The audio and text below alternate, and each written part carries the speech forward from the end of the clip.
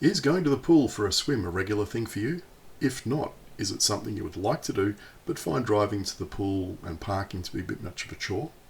If you do drive to the pool on a regular basis, do you sometimes think that you'd like to switch to riding a bike to the pool but just think it's too hard to make the switch?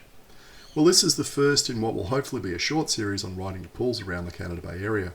It's going to be finite since there aren't that many public pools within an easily rideable distance. Yes, you could ride to a pool in Maroubra or North Sydney, but is that something you'd want to do several times per week, particularly if you're taking kids to swimming lessons? We'll just stick to pools that you could potentially ride home from whilst wearing wet bathers. Yes, that's one of the criteria I'm using. One big reason for going by bike is that it's low fuss and low maintenance. Forget about having to change into dry clothes so you don't get your car seats wet when driving home. You can ride home soaking wet. After all, riding in the rain and getting soaked isn't the end of the world, so why should riding home dripping wet from the pool be a problem? On a hot day in summer, it's a good way to stay cool on the way home. I'm not even bothering to take a towel to the pool. It's just one more thing to lug around and then wash and dry afterwards. I've got three main reasons for going to a pool. The first is for me to do laps on my own for exercise. The second is to take the kids to swimming lessons, and I usually do laps whilst they're doing lessons. The third is for the kids to cool off and mess around on a hot day. Now you might have other reasons like water polo training or synchronized swimming or triathlete squad training or whatever. I'm just going to approach each pool with how we'd normally use it. I'm starting with Drummoyne Pool for the simple reason that it's the first pool I went to with a mindset of producing a video afterwards. It's no more complicated than that. Well, what's it like riding to Drummoyne Pool? For me, it's an absolute piece of cake. Just get onto the Bay Run and ride towards the Ironco Bridge until you reach the car park turnoff. If you can get onto the Bay Run, it couldn't be easier. Except I forgot what I was doing and I missed the turnoff. I managed to pick a day when the car park was an absolute disaster area. Aqua Luna was being set up for a big function, and not only was every car parking spot taken, there were trucks unloading all sorts of stuff for the function. It was worse when I left. It was not a good day to drive to the pool, but riding was fine. The bike racks are just past the front door, and you want to be careful that you don't crash into someone leaving the pool as you go by. Leichhardt Pool has maybe double the amount of bike rack parking, but I have no idea how many people ride to Drummoyne. This amount of rack space may be more than adequate for the current demand. The pool itself is 3 levels below the entrance, and if you don't like walking down steep flights of stairs, there's a lift. Facilities are very basic. There's no lockers, and I couldn't find the change rooms, although I didn't look very hard either. I rode there in my bathers, so I didn't need to change. There's no cafe either, so if you take the kids there for a few hours and they get hungry, there's not much to feed them apart from ice cream. The pool itself is a bog standard Olympic-sized pool, although it gets cut down to 25 metres on a regular basis, so they can set up half the pool for water polo. That might be annoying if you want to swim 50-metre laps. The view's alright, but nowhere near as spectacular as the one you get from North Sydney Pool, where you're swimming almost underneath the harbour bridge. Sorry, Ironco Bridge Extension, you are nowhere near as visually appealing as the harbour bridge. But if you're there to do laps, the only view you'll really be looking at is the bottom of the pool, so who really cares? Unless you do backstroke. Now for some personal gripes.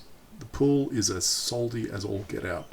There's seawater, and then there's brine, and then there's dialing the level of brine up to 11. They've really dialed it up to 11. Next time, I'm going to take some stakes with me and put one in each pocket of my swimmers and swim laps with them. After 20 laps or so, the stakes should be beautifully brined and ready for dinner. It was too much for me, it really was. Now, I always give things a second shot if they aren't so great the first time around, but I am seriously considering whether I want to go back to that.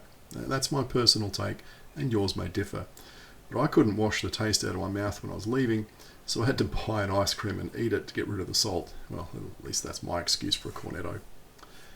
The second thing I didn't like was the lane width. Now, I'm used to doing laps where they rope off 2 lanes at a time for swimmers, which provides heaps of room for passing and overtaking.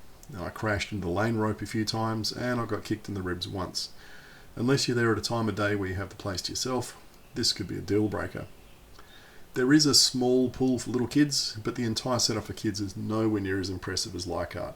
They just don't have the room. There's some grass to lie on, and the concrete grandstand is a hideous place to sit if you have to hang around for something, like kids doing lessons. Like I said, there's no cafe you can sit at to kill some time while they're doing lessons. The water was also too warm for my taste, but I understand it's a modern thing to heat pools to make them more bearable for some people. If I'm going to the pool on a hot day, or after a long ride, I want a cold pool. I want the pool to cool me off, not maintain my already elevated body temperature. That's just a personal thing. Now, that could be fixed by this shower. Oh my God, it was freezing. They should have labelled it the Ice Bucket Challenge. I'm sure there'll be people who will complain about that, but I'm not one of them. I thought it was actually the best feature of the entire place. Getting out of the car park was worse than getting in, so I was extra glad I cycled. There is another car park over the road, but I suspect most people drive into this car park first. Now, it took me almost exactly 10 minutes to ride each way, and the total distance covered there and back was just over 7.5 kilometres. Hardly a major workout on the bike, but the main thing is that I was reasonably comfortable riding there in dry bathers and riding home in wet bathers, and I think the same would be going there with the kids. I'm not sure what my limit is for riding in wet bathers, but I now know it's more than 4 kilometres. Driving might have been a minute or two faster each way door to door, but does that really matter when the point of doing laps is to grind up and down the pool for as long as humanly possible and get the maximum amount of exercise?